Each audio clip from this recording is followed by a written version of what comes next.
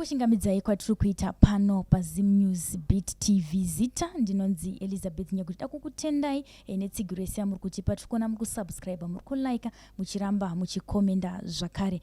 Muzuva ranhasi tambobuda takananga kunzvimbo yemufakosi kune imwe mhuri yati aiwa imbouyayo tikudzei mashura kana kuti nyaya inosuvisa yatakasangana nayo nemusi wechishanu svondo rapfuura yemwana wedu ane 15 years mukomana akabatwa chibharo kumanikidzwa kunzi arare nemumwe murume. Reka tinzwe kuti nyaya iyi yakaitika vabereki vari kupi. Mama mukanitsanangure kuti kunoku location kunonzi koi? Kumfakosi muna Jongwe ndostarira redu. Mhuri yenyu mimi yakakura sei? Ndine vana 4 nemurume wangu toga tiri 6 mumba medu. Munganitsanangura kuti vana venyu mazera acho akakura sei? Toti wekutanga wacho 15 years, wechi2 12 years, wechi3 8 years, wechi4 5 years. Ndo mazera acho. Okay. Tichienda panyaya yatafambira nhasi uno yamatidaidza kuti aiwa imbouyawo munzwe mashura akaitika pamba pandinogara. Mukanitsanangura kuti mwana muhombe uyo ndiye ane dambudziko ratafambira nhasi? Wangu ndizvozvo chaizvo. Mukanitsanangura kubva pakatangira dambudziko kana kuti musi waitika zvinhu izvi imi manga muri kupi? Ini ndakanga ndiripo pamba. Saka makazoziva sei dambudziko? Chititsanangurai kuitira vari kuona izvezvi kuti vazive kuti chii chakaitika musi uyu. Mwana aitamba kurodhi, saka kwangu uri kuma3 sezvo tanga tamutaura kuti unozowewe chinovhara mvura pahosipepe yemugadhini kumba kwamainini wake. Saka akaona time dzako kwana ndobva afamba achibva kurodhi vasvika pagedhi ndopakasangana neshamwari yalandlord iyoyo. Ndobva amuudza kuti wanga uri kupiwa, ndachikutsvaga nguva yese, ndachida kuti pane zvinhu zvandida kukurakidza uya kunotikira dhori mumba malandlord nokuti shamwari yalandlord yemubaba iva vakauya vakabata mwana. Ndobva wapinda naye mumba vakutanga kutaura naye kuti handi baba wako ndiplamba, da kuti kuseri kuimba uku kugadzirwe kuiswe toilet netabhu sezvo kune space. Mwana akati alright. Ndobva atonzi gara apa. Agara ipapo ndobva anzi kwezvo wakambozviona here, vakaburitsa foni yakanga yakatoplewa nepono, wakamutova wambozviona? Bva ati handisati. Mwana akutasa kusaidi vachimubata musoro kumanidza kuti tarisa uone zviri apa. Ndobva wamubvunza kuti hanzi wakambotunda here? Mwana akati handisati ndambotunda. Apedza izvozvo ndopa wakasumuka bva wakiya dhori iri, ndobva watongobvisa hembe dzavo fast, ndobva vatotanga kubata mwana vachimuyamwa nhengo yake. Kusvika wamupunyikidza uchimumanikidza kuti wese adzitora chinhu chako uindiise kumashure kwangu. Ndomaitikira akaita nyaya iyoyo. Saka mwana uyu ndakamuti wakadi kuchema akati ndaitya kuurayiwa. Dai wakadedzera ndaitozvinzwa, uye zvekurodhi kwangu kune vamwe vana mazera madiki aikwanisa kunzwa kuti uri kuchema. Ndozvaangutaura ndaitya kuurayiwa. Saka toti murume uyu vamwe vanoshandisa zita rekuti ngochani. Toti mwana uyu nemurume uyu, mwana wenyu mimi tida kujekesera vatariri, mwana wenyu musikana here kana kuti mukomana? Mukomana. Mwana uyu mukomana. Mwana komana. Saka landlord toti ingochani futi here, nekuti kana vachitamba nemunhu anoita mabasa akadai, imimi sekuziva kwenyu landlord venyu munhu akaita sei? Ndongomuona achikupinza vanhu vakasiyana siyana mumarumu make, vanhu vanongoti ngochani. Saka sezvinhu zvatisingatase vachipinda murumu mavo haungavhuri dhoo uchitasa kuti tichingoona ndisinei nazvo zvangu. Asi munotopinda vanhu vakawanda vachibuda vakomana ivava vakasiyana siyana, vamwe vasingatombogara munofakusa vasingazivi. Saka nekunzwa kuti totizongofungira kuti chinenge chokwadi, nekuzoitika kwazoitwawo zvinhu izvo takutoona kuti chokwadi. Vakaroora here? Havana kuroora. Havana kuroora. Mazuva toti kuri ndiwa 86. Imi muchinzwa zvinhu zvakadaro kubva kune vavakidzani vakakukomberedzai, kana kuti imi muchitoonawo zvimwe zvacho zvichiitika nemeso enyu, chii chikuita kuti murambe makagara pamba apa? Takatozozvinzwa manje ka kuti vanhu vanonga vachiti vanenge. Saka sezvinhu zvaunenge usati wamboona kana zvatika kwauri unonge uchingotiwo ameni wangonzwa kuti vanenge, haumbozvitoro kana shungu. Asi pandakazozviona apa kuti ndozvaitika ndakatoona kuti apamba apa pagarikiki. Pakaitika chiitiko ichi landlord vanga vari kupi? Vakanga vasipo, vanga vabudawo. Pandakazovabvunza kuti ko imimi ndozvaitika izvi, mushamwari yenyu ndozvaita kumwana, makamupira chimaki kuti apinde, munopira vanhu vakawanda, pamemupira vanhu vakawanda, munopira vanhu vakawanda maki vakasiyana siyana, muna zvaitika mwana wangu. Vakati uyu andikumbira maki kuti ndione imwe chano anzi program yandoda paDS, ndokupindura kwavakaita. Anzi handida kuziva kuti ari kuyazoripa mwana, ndozvavakandiita landlord vangu. Tichitarisa kubuda kwakazoita mwana mumba, imi manga muchiri mumba menyu here nguva dzakabuda mwana mumba malandlord? Ndanga ndirimo kumba kwangu, iye anga ari nechekufront, dhore rekufront, ini ndiri dhore ndiri kuseri kwana ndakagara. Saka bva auya akapinda mumba achifemereka. Ndakati ko auya achifemereka kuti angu munhu aranga achimhanya indava kwakanaka. Bva angoti dhedhu vari kupi? Ndakandoti dhedhu vari kupi sei? Indava kuti uende kunovhara mvura na3 uko, sei usina kuuya? Anzi ndaigoya sei kuenda ndakavharirwa dhoo, ndopakatsanangura chinyaya ndandakakirwa dhoo. Mwana tikaida toudza dhedhu vake zvindakazoti ko dhedhu vacho uri kuvadii, uri kumbovadii kuti dhedhu kwakanaka here? Ndaona kufemereka kwakaita mwana changu ari kutya, ndopakazonditsanangura kuti ndozvaitika. Ndanzwa kudaro ndopandakangosumuka ndakandomudzawo muvakidzani wangu ndati ndinzwirewo nyaya iyi. Patakazongoenda kumapurisa. Asi panguva yamakanzwa iyoyo musati mamhanya kumuvakidzani, makanzwa sei saamai? Ndakanzwa kubatikana kupera simba, ndasingatoziva zvekuita. Pfungwa dzakatombotenderera. Munokwanisa here kuti muchingoonzwa izvozvo moenda kumba kwomunhu kuti munoona kuti zviro kwazvo ari kumba kwake here kana kuti mwana abatwa zviro kwazvo? Ndakwanisa kutomena pandakadedza muvakidzani wangu nchidzoka uku, mwana ndakati achiri kwere kuseri, ndobva ati hasisiko, atobuda atochikurodha, atopfeka hembe zvakabvandudza, akatondiramidza kuti mama musaendeko. Ndakati aiwa rika ndotowana kudza panisidzo. Ndabuda ndatopa gedhi, ndakatomuona ato nechekuzasi. Muvakidzani wangu akati rega ndimudedze because ndomuziva. Ndobva atomudedza, ndobva atanga kutozviramba achitoombera mumaoko achiti ndiregerewo kudhakwa, pekupesa pacho azanga kuti ndiregerewo kudhakwa. Ndozvakaita. Ndakati inini handingambokuregerera, asi kuti chi mutemo ndonda sei ndionotonga. Saka ndichiti ndiri kutsvaga airtime phone nebaba wacho, sezvinewo wabva asangana nababa wacho pachikona pachidhenja apa, angoti kumba kwenyu ndasiya ndapara mhosva. Hapana chavaiziva kasemuna kubva basa, kanzi mhosva iyi, kanzi mwana wenyaona nichiona chipono. Ndozvakangotaura chete, anzi ndo mhosva iripo, vanzi bvauya bvaono pono neni. Baba vacho varisha zvekufamba kungoti semunhu anga aita munhu akadhakwa. Ndobva vatongoti munhu amene zvaari kutaura bvarusiyana zvo. Pandakaona kuti vamira vese ndopandakamhanya kwavari ndichiti aiwa musateri zvitaura nemunhu uyu, tiende kumapurisa. Ndakutosvika padhuze ndobva atongotiza, aona kuti inini chataura chokwadi. Ndokutiza kwaatongoita. Saka vanhu vaiti dai mwana akachema dai akabva angotongobatwa nguva iyoyo. Mazoenda kumapurisa, makasvika mukanzi kudii pamakasvika kumapurisa? So kutanga patakaenda dzanza totongoti kuma 4 to 5 ikoko, ndobva vasvika kati noni kupavharwa, anzi victim friend ndiri kudiwo zvakataura, andi ndoinoona nezvevana kwavharwa. Ndikanzi mozodzoka chii mangwana, ndokutaura kwakaita. Patatodzoka tadzokera mangwana acho, ndobva tatosvika tichiti tadzoka, ndobva tambonzi garai apa munguziwo zvinongoita mapurisa.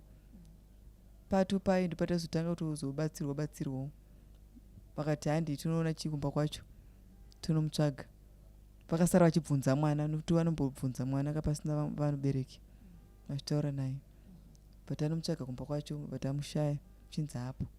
Asi manix dhoo vakazonga vachitaura kuti aripo, anga akatokirwa dhoo ari mukati memba. Munozoenda here pamba pacho kuti munonyatsoona kana dzimwe hama dzacho kuti hanzi ari kunzi ariko. Mapurisa adiwo zvokuti hanzi vakati toda zvokuti ndimamuona imimi, kuri zvokuti mukunziti vanhu vari kuti tamuona, nokuti pawakazosvika anenge asisipo.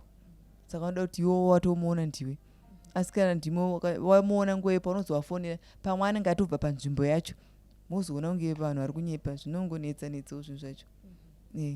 Handizoti panobatsirika sei. Saka makaperera papi mapurisa?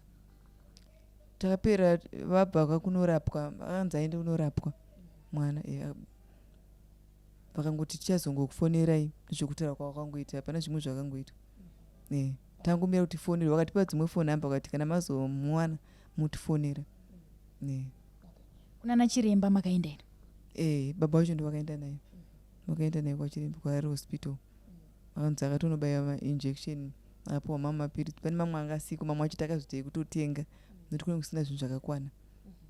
Tinoziva kuti mwana anenge anzi abatwa chibharo anofanira kuenda kuchipatara nguva inotarisirwa isati yadarika. Imi makaenda nemwana mangwana acho here kana kuti zuva iroro? Akaenda mangwana acho nekuti kunenge kuchida kupuwa tsamba kupolisi. Polisi zuva rekutanga tiri kubatsirwa. Takazodzoka mangwana acho vakati vanoshanda department iro havapo. Saka mwana akazobatsirwa dhiri rechi2. Tasvika kuchipatara, timbotaura zvekuchipatara. Vana mukoti muchivatsanangura kuti mwana wedu mukomana abatwa chibharo, vakati kudii? Kuchipatara ndi baba wacho wakaenda naye. Ini ndakasara kumba nevamwana hada kuzoenda kuhospital. Samai vanenge vachirwadziwa munozotobvunza baba kuti pamasvika manzi kudii kuna nachiremba? Kuna nachiremba wakangoti tototienda kuti mwana yanga asika musezo saka hapana kukwara kwaaita, asi kungoti totongomupa mushonga kuti abatsirike kuti pazvirwere, asi hazvirevi kuti hapana mhosva. Hanzi ndo ripoti yakanyorwa nadhokta nekuti munhu anoitawo nemhosva. Saka munhu uyu sekunzwa kwenyu ndiye mwana wekutanga kubata here kana kuti ane dzimwe mhosva dzaakamboparawo munharaunda muno? Ndisingazoziviwo hangu kuti pane dzimwe dzaakambopara murei. Saka izvozvi muri kugara sei nalandlord? Hatisi kutombomuona isu, ndikutombomutsvagawo kuti ndimuone kuti ndicharamba ndichigara panapa nezvakaitika izvi. Tandakagara hedu zvakada kumashure uko taikati ane 6 years. Ndakatomuoneka kuti ndakuenda nezvaitika izvi ndofanira kutotama nhasi chai. Saka ndakazosenda iri message paWhatsApp. Handisati ndatombomuona. Semunhu watogara naye nechitarisira kuti auye tonyatsotarisana face to face achindiudzaka kuti soriwo kana kuti zvakafamba sei, kuratidza semunhu asina nyaya. Manje kutiza kwaanenge achiramba kuonana neni nenda kutoti kuti vari pamwe chete kana naiyeyo shamwari yake. Nokuti handabva ndakambomuona. Ndakatozomusendera message nekutomuudza kuti ndakuenda kumuoneka. Ndichimuti andidzore mari yangu yandakabhadhara sezvo ndakabhadhara mari yenu. Saka kubva musi iwoyo haasi kutombowanika? Handisi kumbomuona. Vamwe vanenge vachiti ariko asi ini handisati ndambomuona hangu. Ndati kusenda message paWhatsApp ndichitooneka kuti ndakuenda uyezve ndoda kudzorwa mari yangu. Hapana here hama dzake dzamunozivawo dzinogara mudhuze dzekuti munokwanisa kuenda munotaura nyaya yenyu monzwa kuti vanoti kudii? Pane hanzvadzi yake mazvese pakaitika nyaya aigara achitouya yake achitoona aitoaradza kutsamwa nazvo. Aitouya. Saka mwana ari kugara sei iko zvino? Tinoziva kuti nyaya ikabuda inobuda nekwakasiyana siyana. Ari kufara here? Ari kugara sei mwana? Mwana ari kuradzika kubatikana. Izvo ndachitoti ndada kutoti kana vanhu vakutouya ndada kutoti handida vanhu. Nekuti ndikutoona kuti anenge akutobva atotangwise dheri kutanga. Vanhu vakaramba vachiuya vachibvunza nyaya. Iye anobva atasikaziri zvoku. Handizivi ndotsanangura nchiti kudii. Zvakatongooma. Handizoziva zvaanofunga mufunga make zvinhu zvakaipa. Ndakutotyawo kuti vanhu vakaramba vachiuya vachingobvunza. Zvinototi aramba haazokasika kuita sei kuzvikanganwa. Asi vanhu vakamboregedza onyararawo pamwe zvinoita kumubatsiro. Nongotsvaga vanhu vanomukansela. Totongoona kuti ndoita sei. Zvakangooma hazvo. Kana uchinge wakabereka unorwadziwa. Saka nyaya iyi mati maisvitsa here kumusha kana kuti kune dzimwe hama dzemurume wenyu kuti ndo zvakaitika kunoku kumwana? Hama dzese dziri kuziva. Dzakazvigamuchira sei? Vanhu vese ari kurwadziwa. Munhu ari kurwadziwa. Vanguti zvakangooma munhu ngaabatwe. Kuti mapurisa acho ari kuti kudiko. Nanhasi hasati abatwa sei. Saka hatiziva sinyaya yatakaiswa mapurisa. Nototi vaitoti makamhan'ara here. Sei asati abatwa. Ndakati handingazoziva ndovanoziva mashandiro avo kana ndingazoendera pamberi. Saka rubatsiro rwamuri kuda imimi semhuri takatarisa nedambudziko rawira mwana ndiye kuti kudii? Kuti abatwe, apiwe mutongo wake unoenderana naye. Nokuti zvakaita zvazviite. Kuda kuti abatwe apiwe mutongo wake unoenderana naye. Ndozvatiri kuda. Ndorega rubatsiro rwamuri kuda here. Zvichida vamwe vanogona kunge vari vemamwe maorganizations vanoshanda nevana. Muri kuda kungoti munhu abatwe chete pasina rubatsiro rungauye pamwana iyo. Kana pane vanhu vanokwanisa kubatsirawo nezvimwe zvinhu zvinokuita kuti mwana wangu abatsirike, handinokumbira chaizvo rubatsiro kuti ndibatsirwe, nokuti pari zvinhu hazvina kumira mushe. Vanoda rubatsiro. Wese vanokwanisa kubatsirawo nezvaanozoti nyaya iyi inobatsirika nezvinhu zvakangonako, vanongobatsira. Tozoti 15 years mwana anenge ari kuma form 2 kuchikoro, vamwe vakavhura nezuro. Akatanga kuenda nezuro here kana kuti nhasi azongoshingirira kuti regai ndiende kuchikoro? Akatanga kuenda nezuro. Akatanga kuenda nezuro ake. Trauma yekufamba, achibvunzwa nevamwe achiita sei. Muri kumuperekedza here, zviri kufamba sei kuchikoroko? Ari kuenda nevamwe. Baba vacho akatomubvunza kuti zvinhu zvese zviri raiti kuchikoro zvakamira sei. Baba akatomugadzira chikafu chake chekudya kuti adye. Akati zvese ndokupinda kwakaita. But akabvanguridza tsamwa, bvangokanda chikafu pasi, ndobva tongobuda mumba. Makamubvunza here kuti chii mwana wangu chaita kuti ukande chikafu panze, uramwe sekuramwa kwawaitawo? Handazomubvunza hangu, asi ndotoona kuti kutaura kwakaita kuzvingomubata kana kuti kuchikoro pamwe handizive zvekuitika kuti zvikufamba sei. Saka ndanzwa mucharo kuti mane 6 years muri pamba apa, ende munongona landlord vachipinza vanhu vachiita sei. Makambosvika here panguva yekuvabvunza kuti sei pamba panapa pachingoya vanhu vechirume chete? Handambona mbovabvunza, semunhu muridzi wemba ungazobvunza here, semunhu womuloja handambona kambozvibvunzwa zvangu. Asi semakuhwa vanhu vanenge vakuzongotaura kuti paitika sechiitiko ichi, vanhu vanenge vachiziva. Asi ungateereka zvemakuhwa zvinesinei newe ukaune nazvo zvako. Tanzwa kuti mwana akabatwa svondo rapera.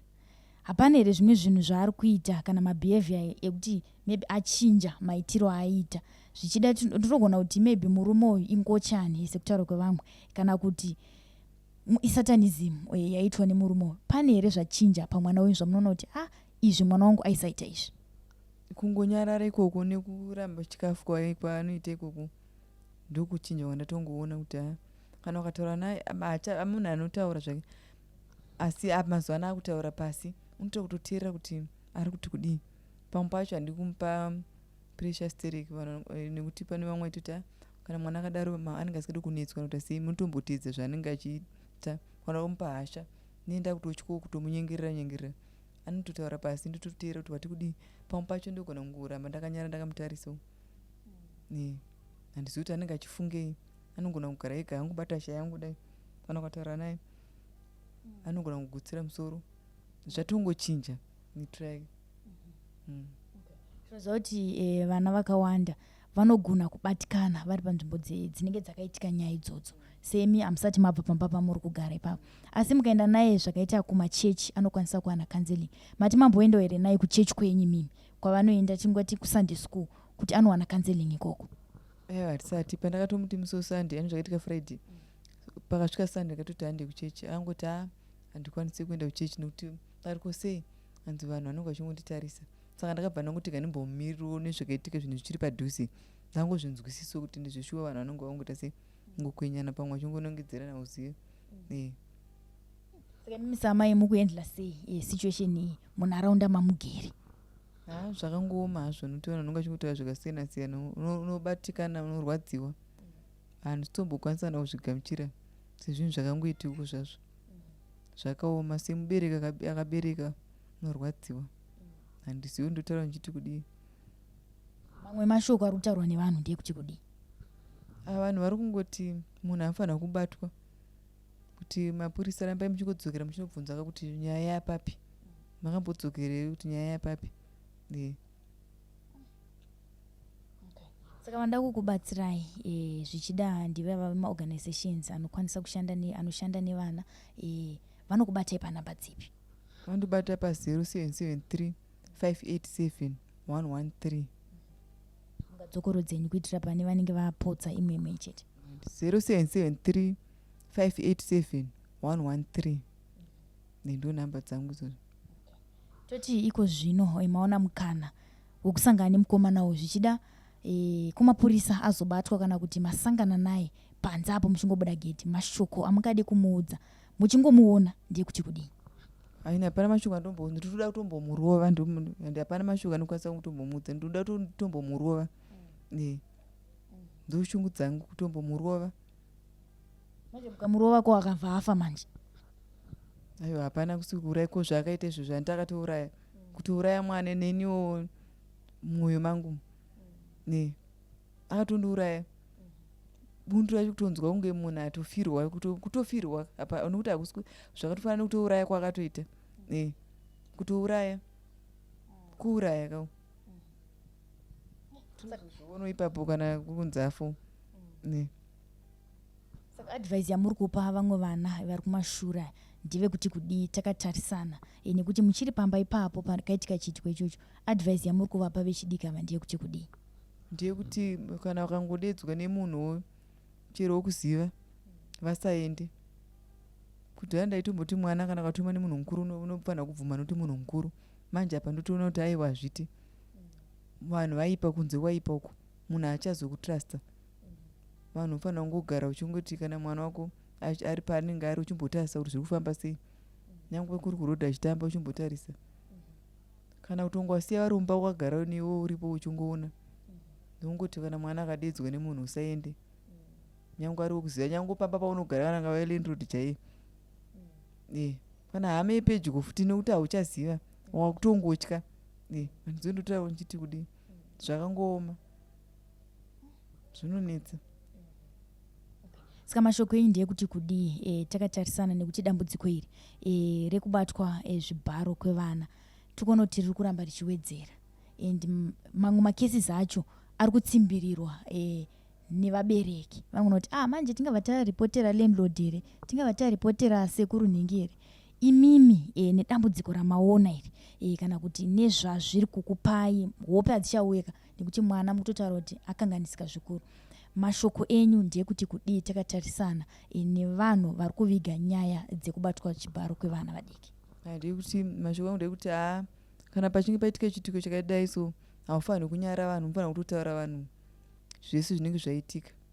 Nokuti wakanyarara unowana rubatsiro sei, uyezve wakanyarara mwana kana pane zvakanganisika anorapwa sei. Saka wakakasika kutaura mwana anowana rubatsiro orapwa zvotoita zvakanaka achinoenda kunopiwa counseling achikanserwa zvinotobatsiro. Hazvifaniri kunyararwa. Aiwa maita basa mama nekutipawo divi renyu maziviro amunoita kubatwa kwakaita mwana wenyu uye kurwadziwa kwese kwamuri kunzwa nebatwa kwakaita chibharo mwana wenyu neshamwari kana kuti sawira walandlord pamba pamunogara. Vamhuri yeZimbabwe yanzwa chikumbiro chenyu kuti aiwa chikumbiro changu ndechekuti dai mapurisa andikasikirawo abata murume uyu nekundibatsirawo kutsvaga landlord handizoti vakaenda kupi kubva patanga kuitika chiitiko chinovimba kuti zvamataura zvichazadzikiswa. Asi landlord vanoenda kure vanenge varimo pakati pezuva vanopinda mumba mumboni kwamalights ari on kungoti pamwe anenge achingohwanda ini kuti tisaonane zvavo asi pamba vanotouya masikati zvinopaunoswera vasiku kuvepo havo varipo. Ndatombotsvaira panzi ndichiona hwindo raro rakatovhurika makusenseni vatobuda nhasi ndafunga vabuda kuma5 panaenda kumuka ndichigadzira vana ndatonzwa dhoro richovhurwa. Vari padhuze zvavo kungoti vanenge vachingonzvengeni pamwe kana kunyara kana kuita sei kuvepo havo varipo. Hamusati mambofunga here kuti regai tivagarire pavanouya ivapo tovabata? Aiwa handisati ambofunga zvangu izvozvo. Hapana chichionetsekana kuti handi ndakavaudza kuti ndinofanira kubuda nhasi pambapa kuti saka ndakazobuda ndakaenda mari yacho ndo vanozondipa kundizoona nawo kupi pana padhuze chaipo handisi kuti waona vanongonitiza tese kuzoti kana ndazobva ndichazowana here mari yangu handizoziva manje ndichaona nokudoka kwezuva nokuti ndozotama time asi mukufana kutama nhasi.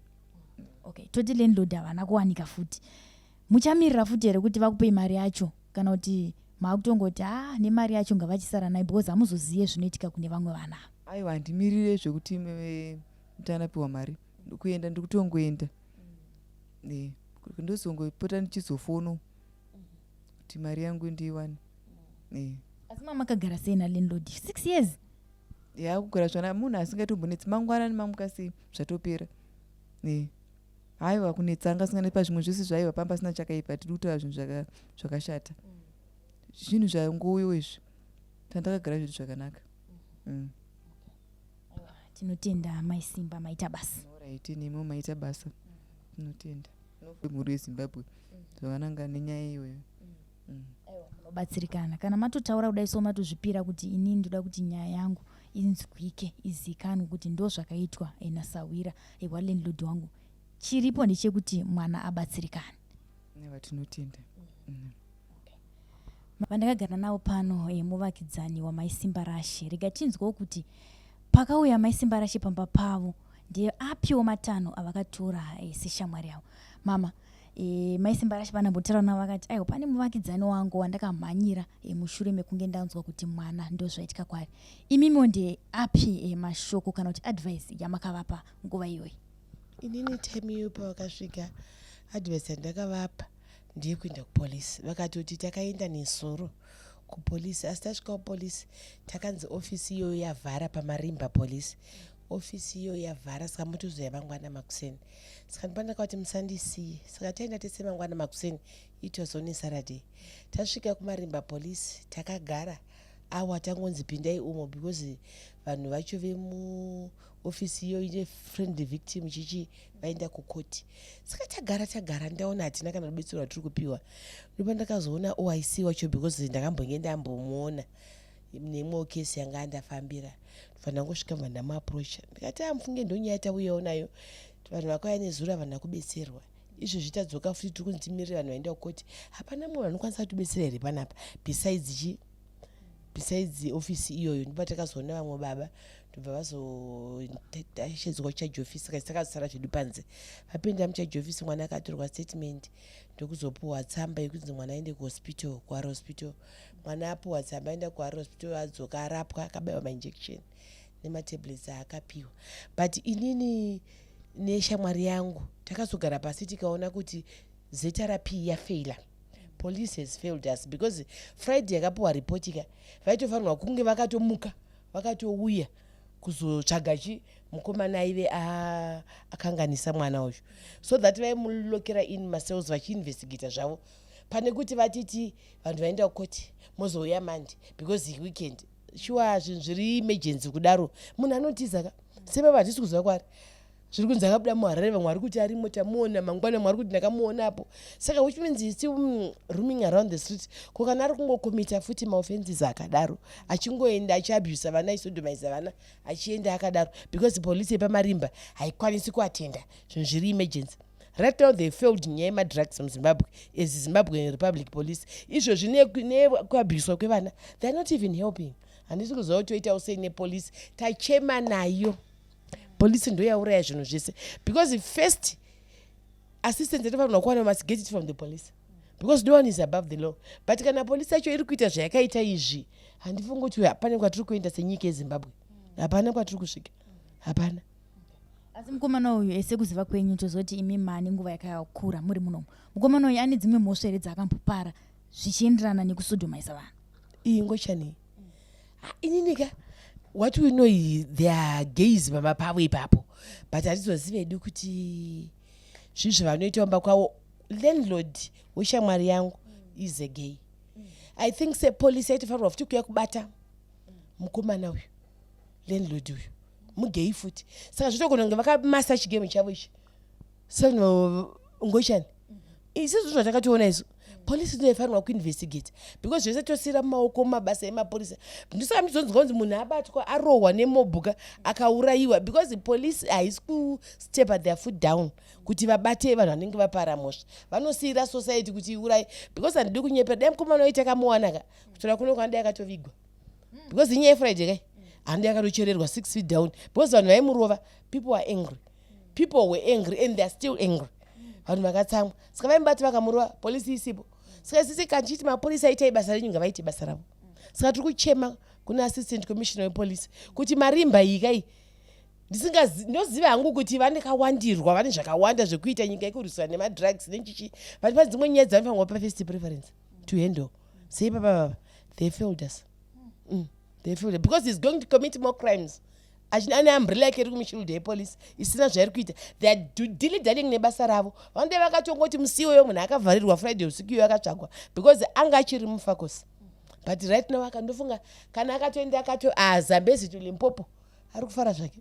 Mwana wedu is traumatized right now. And we are not happy. Inini as a parent I am not happy. I was disappointed in police. Vamatanga kana vachindinzwa must take action. Police yakatikanganisira basa. Yaura future mwana. That's what I can say about Zotarapi police. Okay, nanzoti even landlord havasikuwanika varingowanika usiku kana kuti makuseseni makamboenda here mimi tozoti maybe izvezvi mama vanenge vachiri vakabatikana kuti vafesane nalandlord. Imimi sasawira wacho kuti landlord titsanangurirei zviri kufamba sei panapa. Landlord totomurova. Isusu vanhu vanotya mutemo, we are civilized Zimbabweans. We are civilized people. Landlord totomurova tikamuona because toziva kuti ndo hunhu hwake futi. Saka indi aitoti landlord ka nemukomana uyu vese anofanirwa kudi uyu mukomana uyu kwa landlord ka uyu is an accomplice munyaya iyi because ndiye akatopa imba base and ndiye akatopa imba kuti zvinhu zviitike izvi. Saka inini maonero angu landlord is an accomplice munyaya iyi hafanirwa kusiyiwa mukomana uyu. Vese anofanirwa kubatwa kana vachipiwa 20 years dzerepika landlord vanofanirwa kupika zavo 10 ndokuti zvipere. They must be exemplary to Zimbabweans kuti muno muhungo chani hatihude. Yes. Saka sesociety muri kugara sei manje nevanhu vakadai because ndikutoona kuti landlord havasiro vega mukomana uyu futi ko vamwe vatisiri kutoziva. People are in fear. Even if you are to interview vanhu, people are in fear because already tatori in fear nenyaya dzemadrugs atekeshera mufagosi munomu. We are busy fighting nyaya yemadrugs. Tofighta futi nesodomi yevana. Saka toenda kupi naye Mwari, toenda kupi? Zvese ndezvepolisi because vakada kuti dziletega kashotourayana topedzana. Asi kuti katiza kuti kune mutemo ngauiteka basa ravo, vanhu ngavaiteka basa ravo. Usati kuti assistant commissioner burukai uyai muone zviri kuitika pamarimba polisi mutibetsere. As parents as mufako citizens we are not happy. We are not happy. Vana vedu vakuvara, vana vedu vaparara. Saka tichivhara zvamuda kuti zviitwe mimi kungobatwa kwevakomana ava here kana kuti vototsvaga vamwe vacho futi vanoita mabasa aya. Inini I think zviya zvakaitika sepamachange money paya kuti vakangobata vashoma ka ndokuvharira.